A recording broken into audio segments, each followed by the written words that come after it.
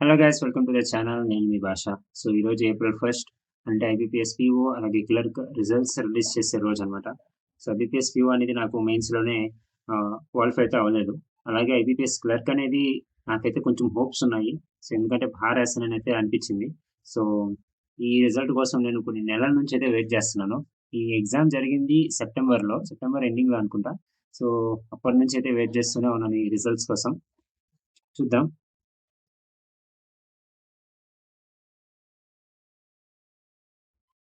ఇది గైస్ నా result.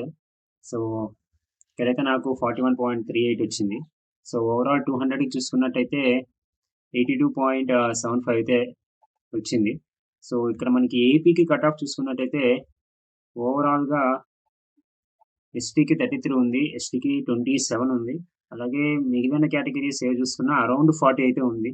So around 40 ఉంది. సో అంటే 80 అనమాట. సో నాకైతే 82.75 వచ్చింది. 2 మార్క్స్ ఎక్కువ వచ్చింది. అండ్ ఇక్కడ రీజనింగ్ చూసుకున్నట్టయితే నాకైతే తక్కువ వచ్చింది. 17.25 అదైతే తక్కువే. సో ఎందుకంటే ఇక్కడ నేను ఎగ్జామ్లో ఇన్పుట్ అవుట్పుట్ ఉంటుంది కదా.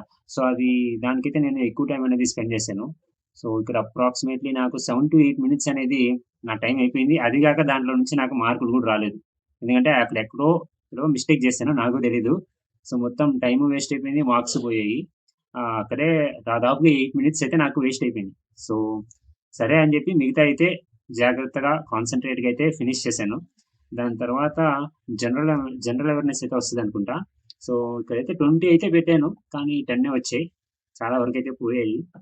అలాగే ఇక ఇంగ్లీష్ కూడా 22.75, అది కూడా మామూలుగానే చేశాను. ఇక్కడ క్వాంటిటీకి వచ్చేసరికి నేను ఎప్పుడైతే రీజనింగ్లో తక్కువ చాలా టైం అనేది వేస్ట్ చేశాను అని ఎప్పుడైతే అనుకున్నానో అప్పుడే అనుకున్నా క్వాంట్ అనేది గ్యారంటీ, క్వాంట్ అనేది ఉంది. సో దాంట్లో అయితే ఎక్కువ మార్కులు తెచ్చుకుందాం. సో రీజనింగ్లో ఎక్కడైతే మార్కులు అనేవి తక్కువ వచ్చాయో దాన్ని క్వాంట్లో అయితే కవర్ చేసేద్దామని అప్పుడే స్ట్రాంగ్గా డిసైడ్ అయిపోయాను. అలా డిసైడ్ అయిపోవడం వల్ల ఏమో కానీ క్వాంట్ మాత్రం చాలా ఫాస్ట్‌గా చేశాను. మొత్తం 36 అయితే అటెంప్ట్ అయితే చేశాను. ఆ 36లో 3 అయితే పోయినట్టున్నాయి. సో 3 పోయాయి. 32.25 వచ్చాయి. సో ఇక్కడ నా మేజర్ స్ట్రాంగ్ ఏరియా వచ్చేసరికి క్వాంటే.